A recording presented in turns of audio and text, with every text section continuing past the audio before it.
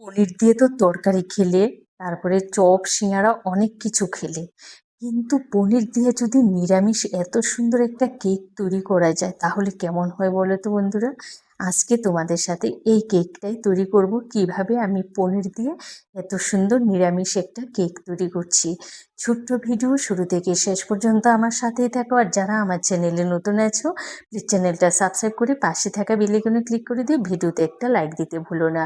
তো এখানে আমি 100 গ্রাম পনির গ্রেট করে নিচ্ছি। তোমরা চাইলে কিন্তু পনিরটাকে হাত দিয়েও ভেঙে নিতে পারো। তো পনিরটা যখন গ্রেট করা হয়েছে এখানে আমি দিয়ে দিচ্ছি সুজি। সুজি যদি বড় দানা হয় একটু মিক্সিতে কিন্তু একটু গুঁড়ো করে নেবে। তারপরে স্বাদ মতো একটু নুন দিয়েছি, 2 চা চামচ দিয়েছি চিনি, মিষ্টি তোমরা তোমাদের পছন্দ অনুযায়ী দেবে, 1/2 চা চামচ দিয়েছি বেকিং পাউডার। এবার হাত দিয়ে বেশ ভালো করে মেখে নেব, যেন পনিরের কোনো দানাদার অংশ না থাকে, একদম মিহি করে নিতে হবে। তো দেখো এটা কিন্তু একদম একটা আটার দোলার মতো হয়েছে, এটাকে আবার নরম করতে হবে। এখানে আমি 1/2 কাপ দুধ নিয়েছি, অল্প অল্প করে দুধ দেবো, দুধটা একদম ঠান্ডা নিতে হবে।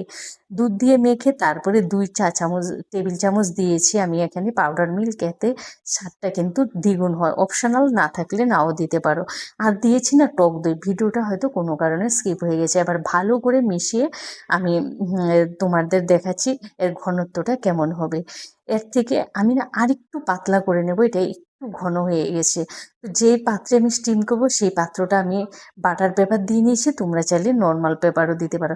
ওই যে দেখো এর ঘনত্বটা কিন্তু এমন রাখবে, এর থেকে বেশি ঘন করবে না। এবার ওই পাত্রের উপরে একটা প্লেট দিয়ে ঢেকে দেব 30 মিনিটের জন্য। 30 মিনিট আমি স্টিম করে নেব মিডিয়াম হিটে। 30 মিনিট পর ফিরে এসেছি, দেখো জলটা একদম শুকিয়ে গেছে। তো আমি না আরও 2 মিনিট স্টিম করে নিয়েছি একটা সুন্দর কালার আসার জন্য। তো কালারটা দেখতে পাচ্ছ, লাইটের জন্য এটা একটু সাদাটে দেখাচ্ছে, এটা কিন্তু একদম একটু হলুদ হলুদ কালার এসেছে। এবার আমি ঠান্ডা করে নিয়ে কিন্তু ঢালবো, গরম অবস্থায় ঢাললে কিন্তু ভেঙে যাবে। তো তোমাদের দেখাচ্ছি, এবার পেপারটা তুলে তোমাদের সামনে আমি দেখাচ্ছি কেকটা যে কতটা সুন্দর হয়েছে, আর একদম সফট হয়েছে খেতে। আর আমি যেহেতু মিষ্টিটা একটু কম দিয়েছি যার কারণে খেতে না আরও দুর্দান্ত হয়েছে। এবার তোমরা নিজেই দেখতে পাচ্ছ যে কেকটা কতটা সুন্দর আর লোভনীয় হয়েছে। তোমাদের কেটেও দেখাচ্ছি কতটা সফট। তো আমি একটা ছুরির সাহায্যে কিন্তু কেকটাকে কেটে নিচ্ছি। বিশ্বাস করো এই পনিরের কেক যে খেতে এত সুন্দর হয় আর একদম নরম তুলতুলে হয়েছে। তো এবার তোমাদের দেখাচ্ছি ভেতরের লেয়ারগুলোও, দেখো কতটা সুন্দর করে লেয়ারগুলোও এসেছে, যেহেতু আমি একটু বেকিং পাউডার দিয়েছি। আর একদম নরম তুলতুলে কিন্তু কেকটা হয়েছে। তোমরা ভাবছো হয়তো পনির দেওয়াতে হার্ড হয়ে যাবে, একদমই না, যেহেতু আমি এখানে টক দুটোও ব্যবহার করেছি আর একটু বেকিং পাউডার দিয়েছি।